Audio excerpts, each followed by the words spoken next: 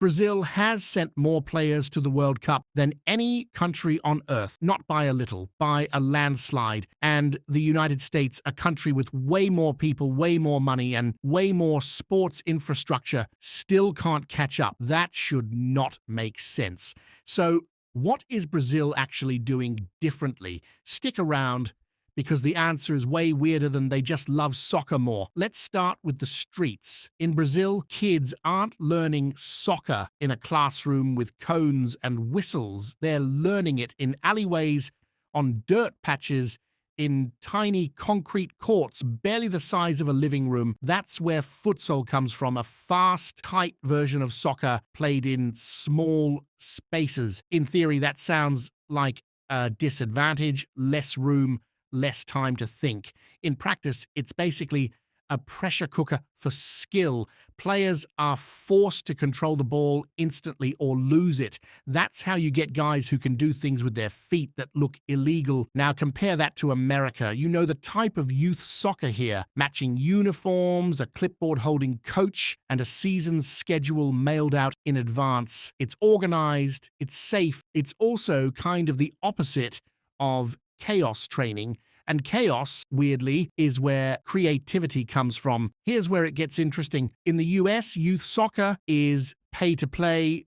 You want your kid on a good club team, that'll be a few $1,000s a year, please. That quietly filters out a massive chunk of the country before a single ball is even kicked. In Brazil, soccer doesn't cost a club fee. It costs a flat patch of ground and a ball, sometimes one made of rolled up socks. The talent pool isn't filtered by income. It's wide open. This sounds simple. It isn't. Because in America, the most naturally gifted athletes don't even end up in soccer.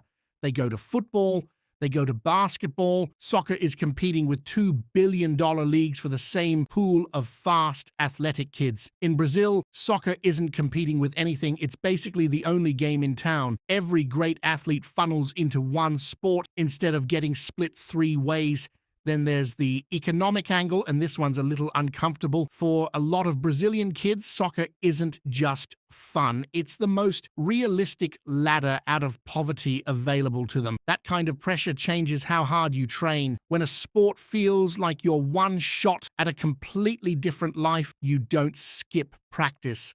Brazil also treats player development like an export business. Clubs scout kids as young as 7 or 8, sign them to academies, and quite literally develop them to be sold to European leagues for massive transfer fees. It's brutal, honestly, almost more business than sport. But it works. It means thousands of young players get serious, professional-level coaching way earlier than they ever would in the US system. So is it culture? Is it economics? Is it street football versus structured football? Honestly, it's all of it stacked on top of each other. None of these things alone would create this gap. Together, they build an entire country into a soccer factory.